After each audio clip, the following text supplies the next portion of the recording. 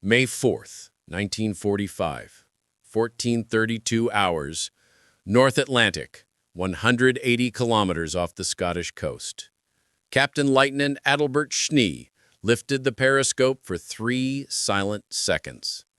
Through the optics 500 yards ahead, the silhouette of HMS Norfolk cut across the gray water. A British County-class heavy cruiser, 10,000 tons, armed with 8 8-inch guns. 4 destroyers formed a wide defensive ring around her, sweeping the sea with disciplined precision.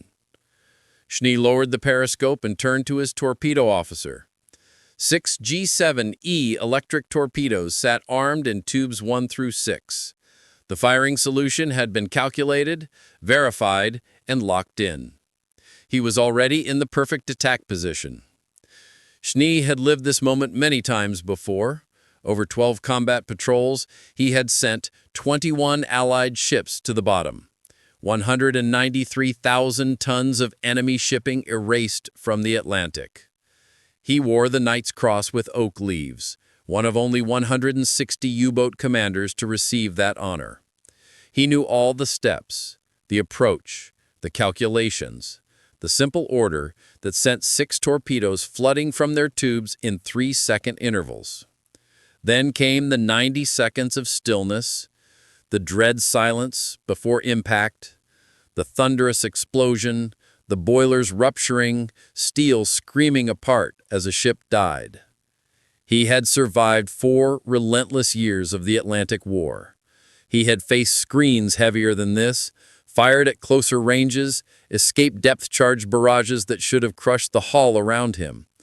But this patrol was different. At 14:32, with his hand resting on the firing lever, Schnee held something no U-boat commander had ever possessed: complete, unquestioned tactical superiority.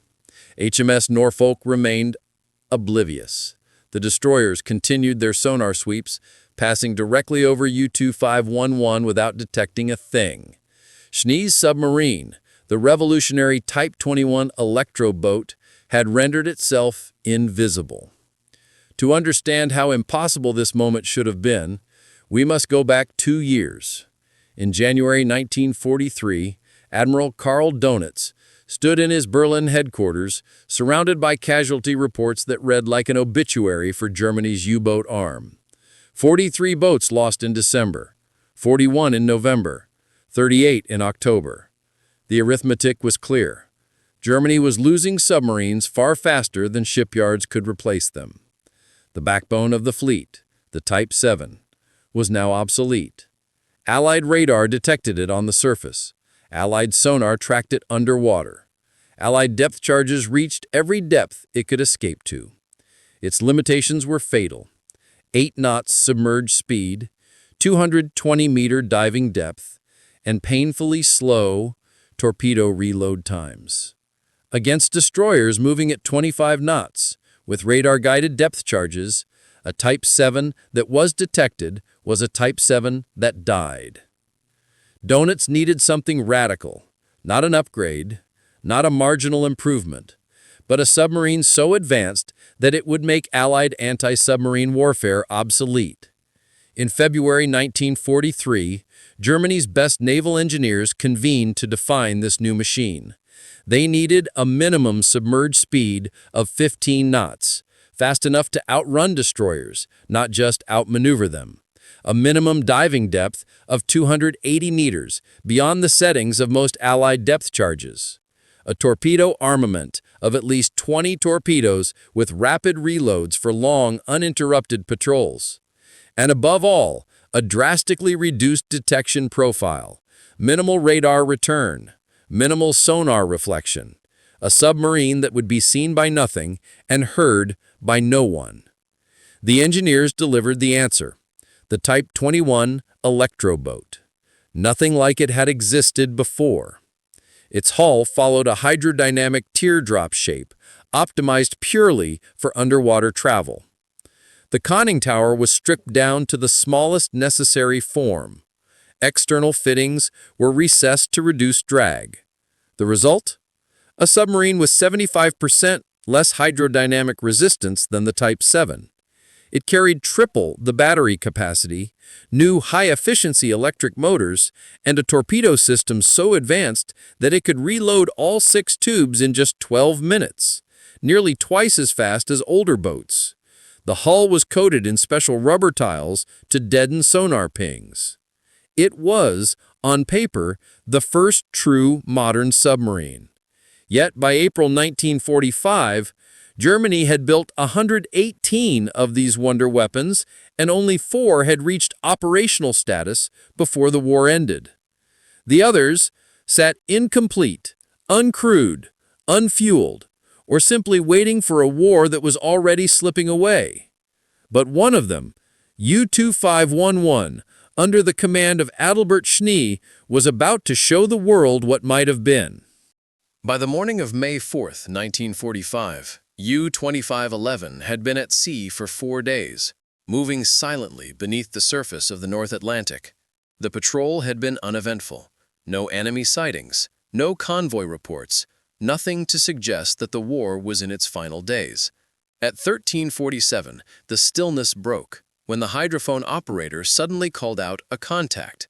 Heavy propellers, multiple signatures, warships, not merchants, bearing 270 degrees. Schnee adjusted course instantly. Thanks to the Type XX1's silent running capabilities, he could close the distance at 5.5 knots without giving himself away. Even at higher speeds, the streamlined hull and rubber coating created almost no detectable disturbance. The Allies had spent years perfecting their ability to find submarines. The Type XX1 erased that advantage entirely. At 14:05, Schnee raised his periscope for a brief 30-second scan. What he saw was a scenario that would have meant certain death in any earlier year of the war. HMS Norfolk, the heavy cruiser he would soon stalk, was leading an escort group of 4 destroyers. The formation moved in a precise zigzag, the standard defensive pattern, but predictable enough for a skilled commander to exploit. In a Type 7, approaching this group was unthinkable. A heavy cruiser backed by 4 destroyers possessed overwhelming depth-charge firepower.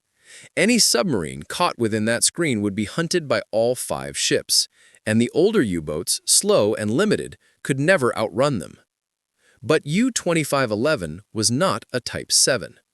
Schnee ordered silent running speed increased. The electric motors responded smoothly, pushing the submarine closer without cavitation or noise. The destroyers continued their sweeps, unaware that something fundamentally different was moving toward them. By 14:28, Schnee risked another periscope check. Norfolk now dominated the view at a range of 800 meters. Her broadside was exposed, her course stable for the next 2 minutes of the zigzag pattern. Schnee immediately began calling out firing solution data. The torpedo officer calculated angles. 6 G7E torpedoes sat ready, wakeless, impossible to detect. At that distance, the torpedoes would strike in about 90 seconds. Norfolk would sail directly into the spread. The destroyers, positioned too widely, would take precious minutes to understand what was happening. And after firing, U-2511 could dive to 280 meters and disappear at 17 knots. No Allied ship afloat could catch her. The approach tightened. 14:30, 700 meters. 14:31, 600 meters. 14:32, 500 yards. The destroyers remained oblivious. Their sonar beams swept directly over U-2511, reading empty ocean. For the first time in the Atlantic War, a German submarine had achieved a point-blank attack position against a fully escorted heavy cruiser without being detected. For the first time, Donit's promise of dominance beneath the waves had come true. Schnee could see Norfolk's crew on deck. He could hear the rhythmic churn of her propellers through the hull. This was the kind of target a U-boat commander could build a career upon. And he already had the career. 12 patrols, 21 sinkings, and now a weapon that surpassed anything he had ever commanded. His finger touched the firing lever. But something else surfaced in his mind, something he had chosen earlier that morning to file away and ignore. At 11:20 hours, U-2511 had received a coded radio transmission. Schnee had been reviewing logs when the radio operator delivered the message. It contained only one directive, written with the restrained gravity of a man who understood the war was slipping away. Cease all offensive operations, effective immediately. Await further orders, donuts. There had been no explanation, no context, no confirmation of surrender. At the time, Schnee treated it as a precaution, not a command signaling the end of hostilities. Until he heard otherwise, he was still at war. Until he received a second message, he was still authorized to fight. But at 14:32, with HMS Norfolk framed perfectly in his periscope and 6 torpedoes ready, that message returned with full weight. 30 seconds passed. Norfolk held her course. The destroyers maintained their pattern. U-2511 remained undetected, ready to fire. Schnee released the firing lever. In a quiet voice that carried the weight of 4 years at sea, he said, "Secure from battle stations. Break contact. Come to course 045. Depth 100 meters. Speed 5 knots." The control room froze. The torpedo officer stared at him. The crew hesitated, trapped between instinct and duty. They had the perfect shot. No German submarine had ever held such an advantage, not even in the triumphant early years of the Atlantic campaign. But Schnee's decision stood. U-2511 turned away. The electric motors resumed their low hum. The submarine descended to 100 meters. Norfolk continued on her path, utterly unaware she had been seconds from destruction. At 14:35, Schnee raised the periscope one final time. Norfolk was now 1,200 yards ahead, pulling away. Her escorts still showed no reaction. The most advanced submarine of the war had come and gone without a trace. Schnee folded the ceasefire message and slipped it back into his logbook. He had obeyed the order, and in doing so, he had proven the Type 21's capabilities in the clearest way possible. Not by firing 6 torpedoes, but by choosing not to. As the summer of 1944 unfolded, the competing demands on Germany's dwindling industrial output reached a breaking point. Every branch of the armed forces insisted that its needs were essential, but it was the Luftwaffe that felt the consequences most severely. Fuel shortages struck at the heart of pilot training programs. What had once been a rigorous, year-long progression from glider instruction to advanced tactical flight was now compressed into mere weeks. New pilots emerged with barely enough hours to handle their aircraft, let alone fight in the chaotic, high-speed battles raging above Europe. Veteran commanders warned that such accelerated training was disastrous, but their voices were drowned out by the relentless pressure to replace losses at the front. At the same time, Allied bombing campaigns continued to intensify with mechanical certainty. Precision raids targeted factories that once supplied the Luftwaffe with engines, ball bearings, and avionics. Although German engineers attempted to decentralize production by scattering assembly across small workshops, this only introduced new inefficiencies. Parts arrived late, out of specification, or not at all. Aircraft meant for frontline squadrons said half completed, lacking critical components. Hundreds of fighters existed only on paper, counted in official reports, but useless in reality. The High Command continued to display optimism in its briefings, yet internal documents painted a far darker picture. Germany's air fleet was shrinking faster than it could be rebuilt, and no strategic miracle was on the horizon. Even more damaging was the collapse of experienced leadership. The Luftwaffe had entered the war with some of the most skilled pilots in the world, men who had refined their craft in Spain and during the early Blitzkrieg campaigns. By 1944, most of these aces were gone, lost to attrition they could no longer avoid. Their replacements, often barely trained, lacked the combat instincts that had once given Germany an advantage. Squadrons that had once been symbols of discipline and expertise now struggled with basic formations and coordination. Reports from surviving veterans described a grim transformation. Aerial engagements that should have been manageable turned into massacres, not because of inferior aircraft, but because the pilots flying them were simply unprepared for the ferocity of modern air combat. Within the command structure, frustration erupted into open conflict.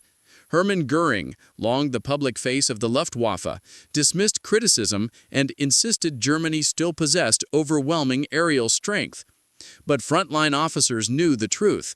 Many had already resigned themselves to the grim reality that superiority in the air was no longer attainable. Letters from the field captured their despair, not anger, but resignation.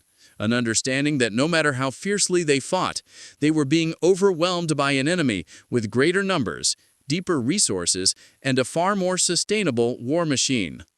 By the end of the summer, even Germany's most loyal pilots recognized that the sky, once the symbol of the Reich's dominance, had become a battlefield they could not win.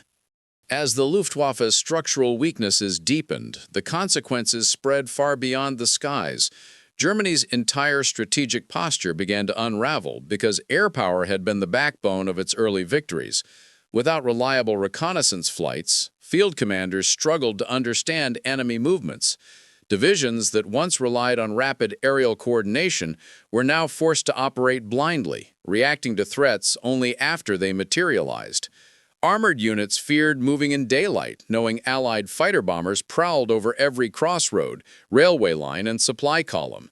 Even well-concealed positions risked detection by the increasingly sophisticated Allied intelligence network, which combined aerial photography, intercepted communications, and guerrilla reports into a cohesive picture of German defenses. The Luftwaffe's inability to contest the air meant every German soldier in every theater was exposed. On the home front, the collapse of air defense had catastrophic effects. City after city endured devastating raids, with firestorms consuming entire districts in a matter of hours. Civil defense teams, once confident in their ability to contain destruction, found themselves overwhelmed by the scale of the attacks. Factories that had miraculously survived earlier waves of bombing were now struck repeatedly. Workers labored in freezing, poorly lit facilities. Many slept beside their machines to make up for lost time, only to be awoken by the sirens that signaled yet another incoming raid. The psychological toll was immense. Memoirs from factory workers revealed the same haunting sentiment: exhaustion mixed with the dread of knowing that their sacrifice was no longer enough to influence the course of the war. Inside the corridors of power, arguments became increasingly bitter. Some officers argued for a defensive strategy, focusing on protecting what industrial capacity remained. Others demanded a last-ditch offensive in the West, hoping to force a political settlement before total collapse. But all these debates were overshadowed by an undeniable truth: without control of the air, no plan, no matter how daring, could succeed. Germany could no longer move troops without being targeted. It could not build aircraft fast enough to replace losses. It could not protect its cities, its factories, or its front lines. Every decision was made under the shadow of Allied air supremacy, a force that grew stronger with every month. Amid this strategic crisis, morale suffered a steady decline. Officers, writing to families or trusted friends, described a sense of fighting under a darkening sky, where every operation felt like a delaying action rather than a step toward victory. Veteran pilots, once symbols of German military prowess, often returned from missions shaken not by fear, but by the futility of encountering overwhelming enemy formations. Younger recruits, sensing the desperation in the ranks, struggled to maintain confidence. Even the propaganda machine, which had long been adept at masking setbacks, could no longer spin the reality that the skies over Europe had slipped irrevocably from German control. What had begun as tactical losses had grown into a systemic failure that no amount of courage could reverse. By early 1945, the Luftwaffe existed largely on paper.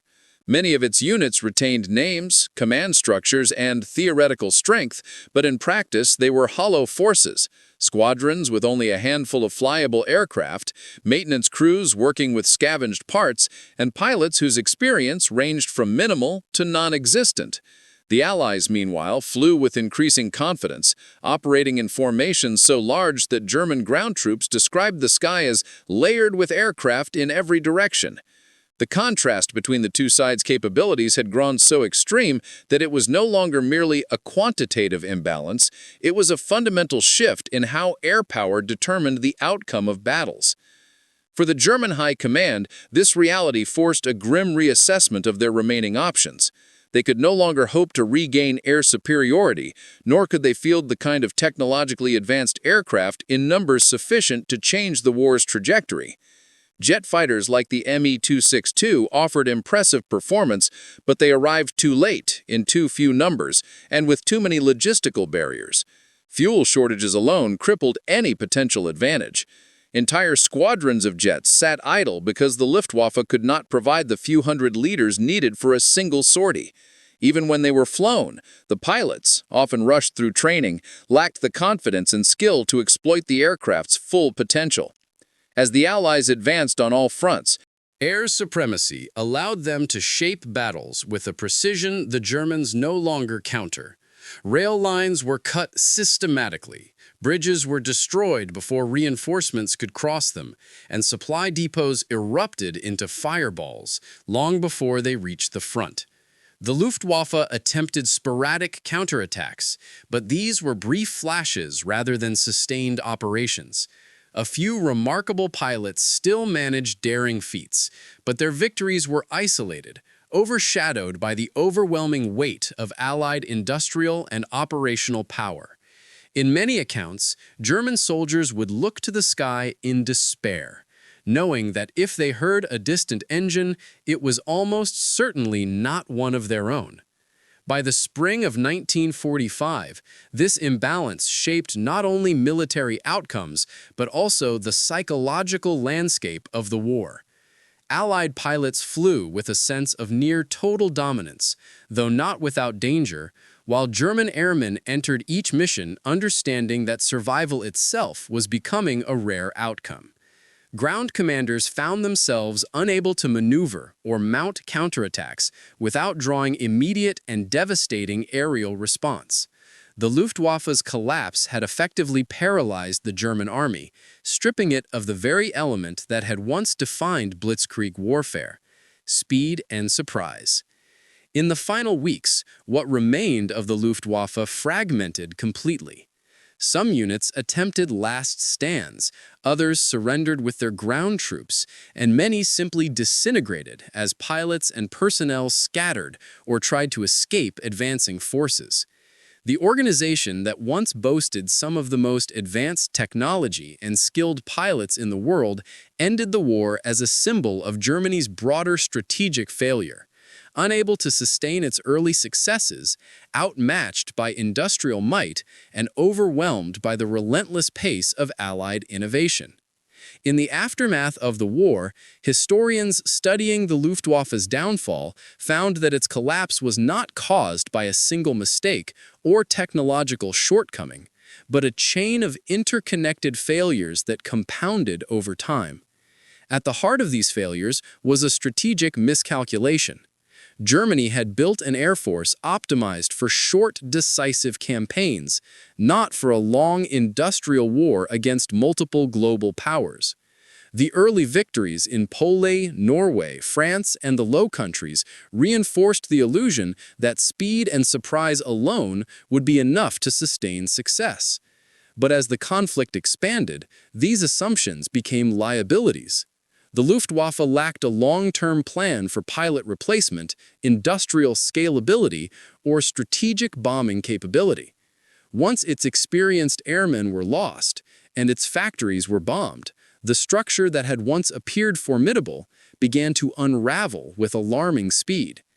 Post-war analyses from Allied intelligence archives revealed how deeply this collapse influenced their own doctrines. The study of German operations showed the necessity of not only training pilots, but preserving them, rotating them home, and maintaining a constant pipeline of replacements. It emphasized the critical importance of redundant factories, dispersed production, and fuel security. The Luftwaffe's plight served as a cautionary tale. Even the most advanced aircraft and the most daring pilots could not overcome shortages of fuel, manpower, and industrial capacity. For Allied air forces that would later shape the early Cold War, these lessons became foundational. Not merely historical observations, but guiding principles that influenced strategy, base structure, pilot training, and logistical planning for decades. Meanwhile, the personal stories of Luftwaffe veterans painted a sobering picture. Many of the surviving pilots spoke not of defeat in combat, but of exhaustion, loss, and a relentless erosion of hope. Some recounted days when aircraft were so scarce that entire units would send only 1 or 2 planes into the air. Others described the painful transition from mastery to helplessness as Allied aircraft appeared in overwhelming numbers on every horizon. Their accounts were filled with respect for the enemies they faced, but also with frustration at leadership decisions that failed to adapt to the new realities of industrial war. For them, the Luftwaffe's legacy was not one-dimensional. It carried both pride in their early achievements and bitterness toward the strategic blindness that sealed their fate. Yet, in the long arc of history, the collapse of the Luftwaffe stands as one of the clearest examples of how wars are won not just by the bravery of individuals, but by the durability of systems. Germany had begun the conflict with daring, innovation, and tactical brilliance, but without the industrial foundation to support a prolonged fight. The Allies, through sheer production capacity, technological adaptation, and coordinated strategy, transformed their air forces into instruments of unstoppable pressure. By 1945, air superiority was no longer simply an advantage. It was the condition that dictated the entire shape of the European battlefield. As the world moved into the post-war era, The lessons drawn from the Luftwaffe's rise and fall became deeply woven into modern military thought. Air power was no longer viewed as a supporting arm, but as a decisive factor capable of shaping wars from the first day to the last. The war had shown that losing the skies meant losing the ability to protect cities, armies, and national infrastructure. It meant losing the ability to dictate tempo, initiative, and strategy. Ultimately, the Luftwaffe's collapse was more than the end of an air force. It marked the end of Germany's capacity to wage modern war. By the time the war ended, much of Germany lay in ruins, and the Luftwaffe, once seen as the most modern air force in the world, had completely disintegrated. Yet its influence echoed far beyond its destruction. Allied analysts gathered thousands of pages of German technical reports, pilot interviews, experimental data, and after-action summaries. They examined everything from engine reliability to formation tactics, from night fighter radar systems to the psychological effects of constant combat operations. What emerged from these studies was not simply a post-mortem of an air force, but a blueprint for the future of aviation warfare. The very innovations the Luftwaffe pioneered, close air support integration, fighter direction centers, radar-guided interceptions, and the concept of fast, multi-role fighters would become standard practice across the world. Even the shortcomings, such as over-reliance on a small cadre of elite pilots, poor resource allocation, and limited industrial depth, became timeless warnings that shaped air-power doctrines for generations. When NATO was formed, many of its early air strategies indirectly reflected lessons drawn from Germany's wartime experience. The importance of protecting supply lines, maintaining fuel reserves, safeguarding industrial centers, and training pilots in large, sustainable numbers became central principles not subject to debate, but to planning and reinforcement.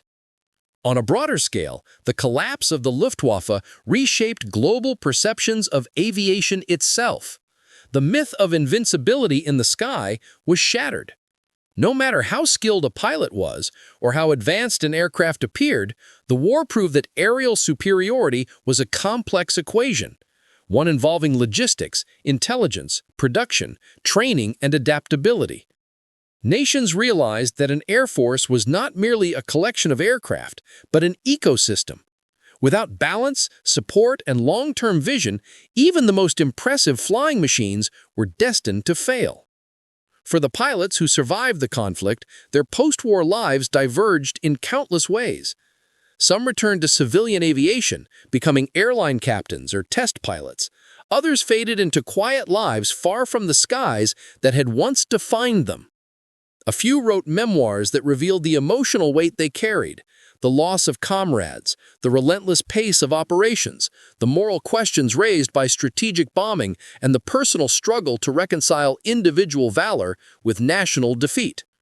Their stories served as reminders that behind every statistic, every formation diagram, and every combat report, there were human beings fighting, enduring, and adapting on a scale unprecedented in history. Today, the rise and fall of the Luftwaffe remains one of the most studied episodes in military aviation, not because it represents a perfect model or a flawless doctrine, but because it captures the full spectrum of air power, its potential, its vulnerabilities, and its decisive role in shaping the outcome of modern war. From the ruins of its collapse emerged a new global understanding of what air superiority truly meant. And in that understanding, the blueprint for the next era of aviation was forged. As the Cold War dawned, many of the lessons extracted from Germany's wartime aviation programs found new life in unexpected places. Allied engineers, who had spent months meticulously examining captured aircraft, radar systems, and operational manuals, now applied that knowledge to a new global rivalry. The age of jet aircraft arrived with breathtaking speed, and much of its foundation rested on insights gained from dissecting the Luftwaffe's triumphs and failures. Germany's early research into swept-wing aerodynamics directly influenced American aircraft such as the F-86 Sabre, which would later dominate the skies of Korea. Studies of German high-altitude engines helped refine turbojet technology. Even the concept of centralized fighter direction perfected by the Luftwaffe in its early war campaigns became essential to NATO's air defense network. The transformation was so profound that in many ways, the air war over Europe became a classroom for the world's militaries. Every mistake, every innovation, every blind spot became a lesson to be analyzed and integrated. But perhaps the most enduring influence came from understanding how quickly an air force can rise and how quickly it can collapse. The Luftwaffe's early success was spectacular, built on innovation, bold tactics, and pilots who were among the finest in the world. Yet these strengths also obscured critical weaknesses. Germany had no sustainable replacement pipeline for experienced aircrew. Industrial bottlenecks slowed aircraft production. Fuel shortages crippled entire units, and internal rivalries, especially between the Luftwaffe's leadership and other branches of the German war machine, undermined strategic coherence. These weaknesses were amplified by the Allies' ability to adapt. The Luftwaffe entered the war believing its early advantages would remain decisive. But once the Allies understood the logic behind German aircraft design and pilot training, once they had tangible access to machines like the FW-190, the Me-109, or the advanced jet prototypes, everything changed. They built counter-strategies, not on assumptions, but on evidence. They exploited altitude ceilings, fuel limitations, roll rate characteristics, and structural weaknesses. The Luftwaffe was in many ways defeated by the very thing it prided itself on: engineering transparency. When its secrets were exposed, its tactical edge evaporated. In the post-war years, this reality reshaped how nations approached defense planning. Secrecy alone could no longer protect military innovation. What mattered now was adaptability, scalability, and depth, qualities the Luftwaffe never fully possessed. The Allies' ability to evaluate enemy technology not only neutralized Germany's strengths, but ultimately surpassed them. It was a turning point that marked the beginning of modern military science, a discipline rooted not just in building superior machines, but in understanding the machines of others. And yet, beyond the technical achievements and strategic revelations, there remains a broader truth about the rise and fall of the Luftwaffe. It demonstrated, more clearly than any air force before or since, that air superiority is never a single advantage. It is a constellation of interlocking factors. It requires pilots who can adapt, commanders who can think beyond doctrine, engineers who innovate relentlessly, and a logistical system capable of sustaining immense pressure. Remove any one piece and the entire structure falters. By the time the last Luftwaffe fighters fell silent in 1945, the world had already begun absorbing these lessons. From the United States to the Soviet Union, from Britain to emerging post-colonial air forces, the model for future air power had changed. The Luftwaffe had reshaped aviation not only in its meteoric rise, but in its dramatic, instructive collapse. And in that collapse, nations found guidance that would define aerial warfare for generations.